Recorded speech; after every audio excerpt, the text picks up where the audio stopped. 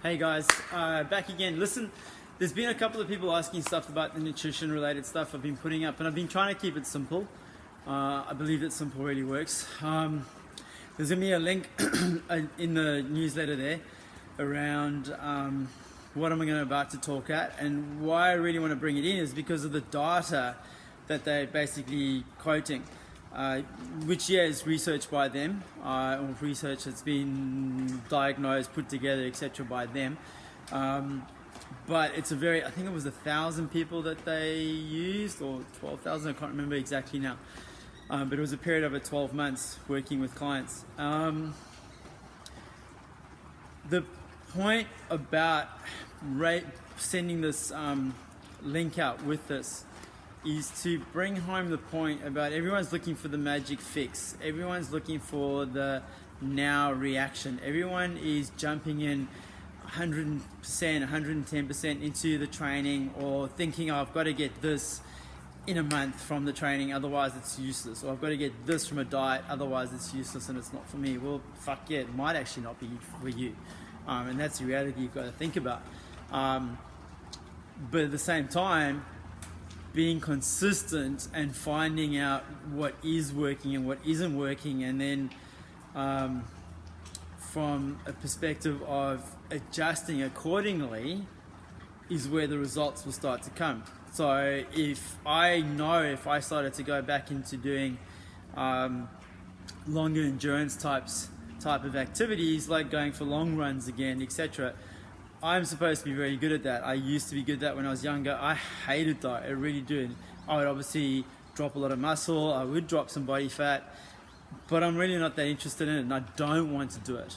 But the thing is, it would happen because the consistency would be there. It's the same with the nutrition side of things. If we're trying to make an effort, the more stringent you are, the faster the results. The question comes in is how guilty do people start to feel when they break it off for a weekend or a week or a girls' night, etc. Guys' weekend. These are those things that get in the way of results, is that we're so critical on ourselves and so focused on being perfect that we miss out on the fun part of training and the fun part of eating correctly and being healthy. Because the diet concept is, again, I believe it's a lot of BS. You just got to find what works for you, but don't try and perfect it straight away, because that's not going to happen. It's going to change with age. Believe me, it's going to change with age. It does change with environment, as in like hotter or colder. These things are all have engagement on what you're doing diet-wise or nutrition-wise. So keep that in mind. I don't want people to think that everyone's got to have this much protein, this much carbs, this much veggies, etc. Everyone's got a slightly different tweak on that. My breakfast and dinner look very different to my lunch. I definitely do function much better on a lighter lunch, whereas breakfast and dinner, very different scenario. I like the satiety of more protein. But that's taken me, I've been Czech practitioner now since about 2004 or 5 or something. That's been a long time of being one of the best in the country around what we do, or longest and oldest in the country in what we do in that particular field. And I'm still learning.